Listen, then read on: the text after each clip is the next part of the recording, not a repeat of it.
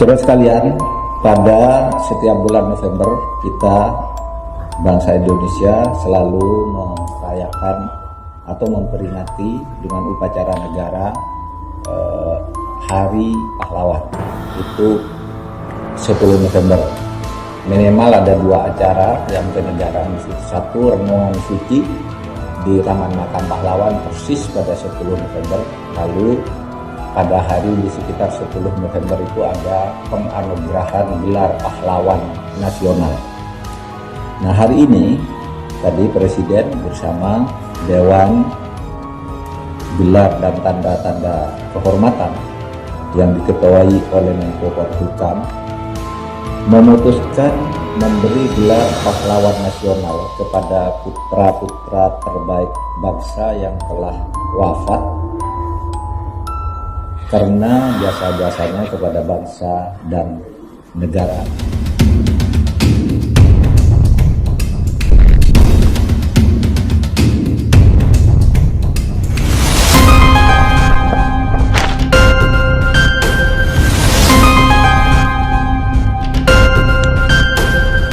Yang pertama, untuk tahun ini gelar pahlawan nasional diberikan kepada Dr.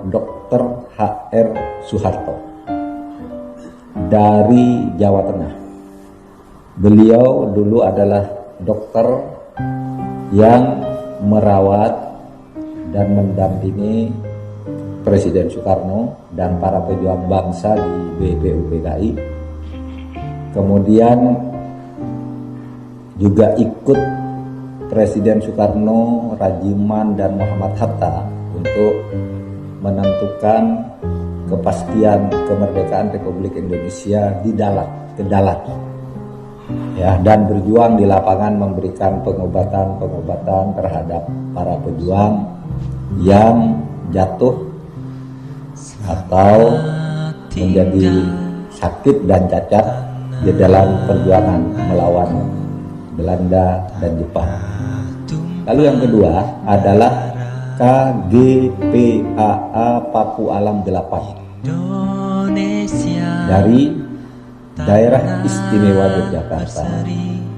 Beliau adalah salah seorang raja bersama Sultan Hamengkubuwono ke-9 yang dulu menjadi penguasa Jogja dan Pakualaman sebagai daerah otonomi khusus dari kerajaan Belanda. Sehingga sebenarnya ketika Indonesia merdeka pada tanggal 17 Agustus itu sebenarnya DIY dan Pakualaman dan Yogyakarta itu tidak termasuk di dalamnya karena dia bukan bagian yang dikelola secara administratif oleh Hindia Belanda, melainkan langsung mendapat otonomi dari kerajaan Belanda.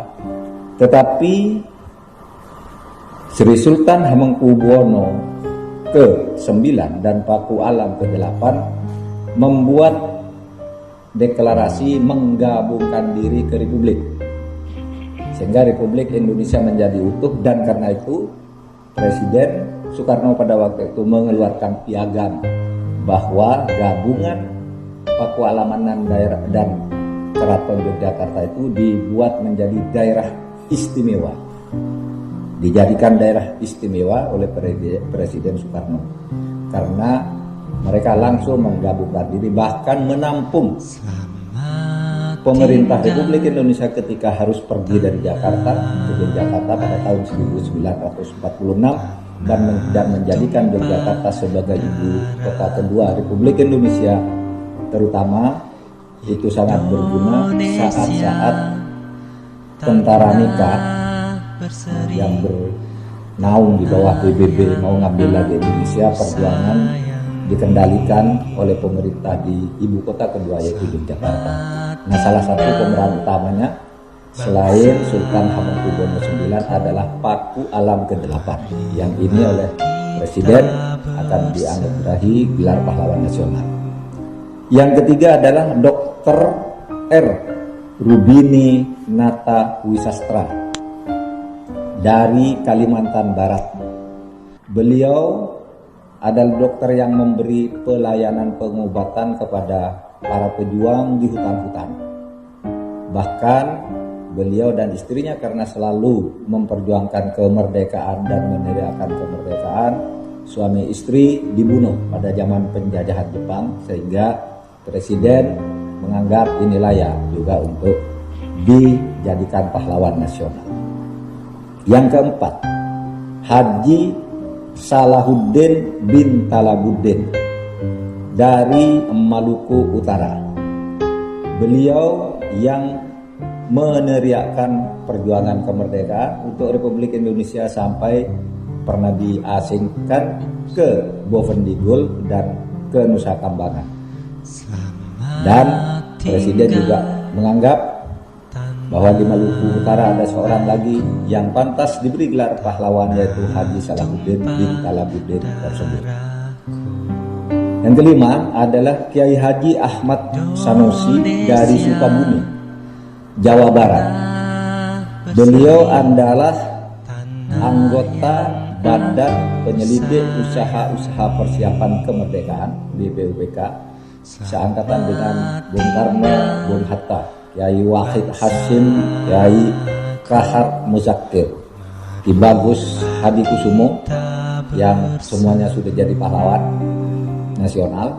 Ini Kiai Ahmad Sanusi dari Jawa Barat ini aktif juga ikut merumuskan dasar negara kita, dasar negara Pancasila. Beliau termasuk salah seorang yang mendorong kompromi bila dibentuknya negara di mana negara itu tidak menjadi negara agama, tetapi juga bukan negara sekuler, melainkan negara kebangsaan yang berketuhanan, dan itu nama ideologinya adalah Pancasila. Beliau ikut mendorong tentu bersama tokoh-tokoh utama lainnya seperti Bung Karno, Bung Hatta, dan yang lain-lain. Itulah Kiai Haji Ahmad Sanusi, dan beliau sekarang mempunyai warisan pesantren di Sukabumi. Beliau dulu adalah pendiri dan pimpinan Persatuan Umat Islam di saat-saat menjelang kemerdekaan.